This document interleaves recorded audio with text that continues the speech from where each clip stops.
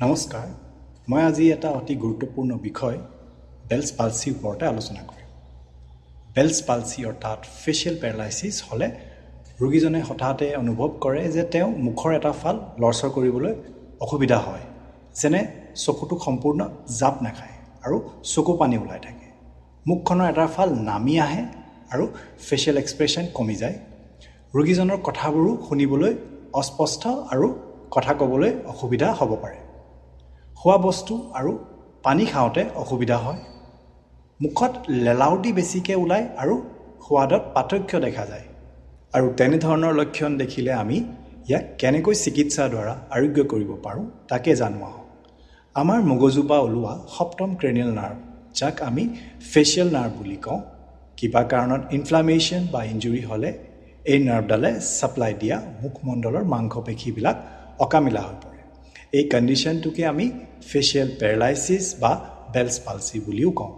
বেলছ palsy ৰোগীসকলে ব্যায়ামবোৰ আইনা এখনৰ সন্মুখত থিয় হৈ বা বহি কৰিব লাগে, যাতে তেওঁলোকে নিজেই অকামিলা হৈ পৰা মুখৰ মাংসপেশী নিজে কিমান লৰচৰ কৰিব পাৰিছে তাকে নিজেই আইনাত চাবলৈ সক্ষম হয়।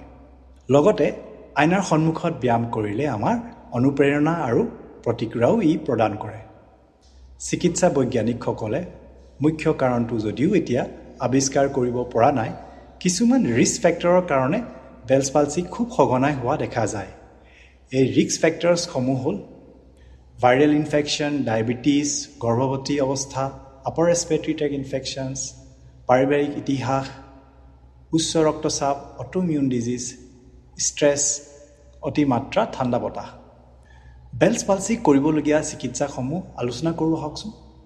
বেলছ পালচি হ'লে কৰিবলগীয়া ব্যায়ামসমূহ হ'ল কপাল আৰু চকুৰ চেলাউৰি ওপৰলৈ উঠাবলৈ চেষ্টা কৰিব লাগে। প্ৰয়োজনত দুৰ্বল ফালৰ হাতৰ আঙুলি ব্যৱহাৰ কৰিব লাগে। খং কৰা, য'ত আমি আমাৰ চেলাউৰিযোৰ মাজলৈ আৰু তলৰ ফালে চপাওঁ। প্ৰয়োজনত হাতৰ সহায় ল'ব লাগে। আপোনাৰ চকুযোৰ সম্পূৰ্ণকৈ মেলক আৰু তাৰ পাছত আকৌ জপাই দিয়ক। প্ৰয়োজনত দুৰ্বল ফালে হাতৰ আঙুলি ব্যৱহাৰ কৰিব লাগে।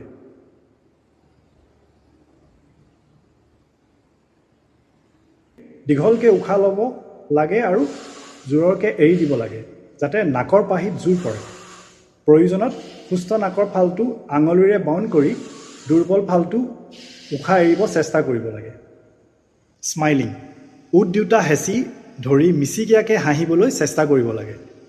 প্ৰয়োজন হ'লে দুৰ্বল ফালৰ আঙুলিৰ ফালে সহায় ল'ব লাগে। সুহুৰি বজাবলৈ চেষ্টা কৰিব লাগে। প্ৰয়োজন হ'লে দুৰ্বল ফালে আঙুলিৰ সহায় ল'ব লাগে। শ্বয়িং টিথ, দাঁত দুপাৰি হেঁচি ধৰি দুয়োটা ওঠ পিছলৈ টানি ধৰিব লাগে, যাতে সম্পূৰ্ণ দুয়ো পাৰি দাঁত আমি আইনাত দেখা পাওঁ। ওঠ দুয়োটাৰে চামুচ এখন চেপি ধৰি চামুচখন ওপৰ তল কৰিব লাগে।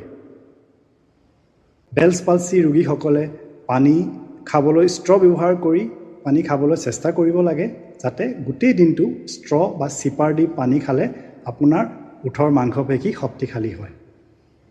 বতাহ ওলাব নোৱাৰাকৈ ওঠ দুটা হেঁচি মুখখন ফুলাব চেষ্টা কৰিব লাগে। প্ৰয়োজনত হাতৰ সহায় ল'ব লাগে। মুখখন ভিডিঅ'ত দেখুওৱাৰ দৰে বহলকৈ মেলিবলৈ আৰু জপাবলৈ চেষ্টা কৰিব লাগে। মুখখন ভিডিঅ'ত দেখুওৱাৰ দৰে সোঁ আৰু বাওঁফালে নিবলৈ চেষ্টা কৰিব লাগে। ইংৰাজীৰ AEIOU শব্দকেইটা উচ্চাৰণ কৰিব লাগে। AEIOU।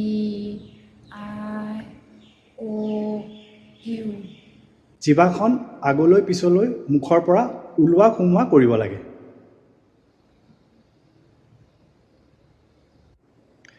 জিভাখনৰে দুৰ্বল ফালৰ গালখন হেঁচি লৈ ধৰি কাটাৰ দিশত আৰু ঘড়ী কাটাৰ বিপৰীত দিশত ঘূৰাব লাগে।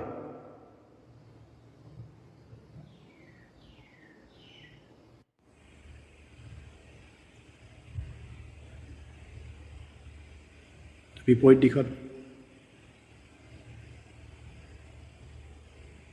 জিভাখনে ওঠৰ দুয়োটা কোণাত স্পৰ্শ কৰিব লাগে দুৰ্বল ফালৰ গালখন হাতৰ তলুৱাৰে ওপৰলৈ ঠেলিব লাগে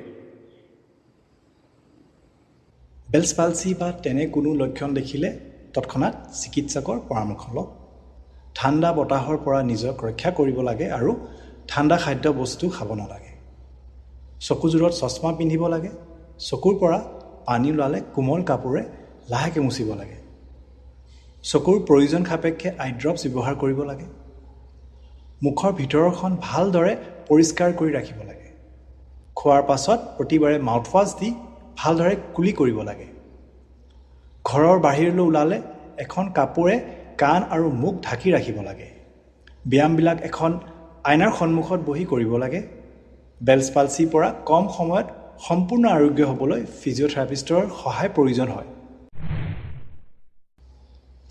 ফিজিঅ'থেৰাপিষ্টসকলে কৰা চিকিৎসাসমূহ হ'ল facial PNF, electrical muscle stimulation, taping, facial exercises ইত্যাদি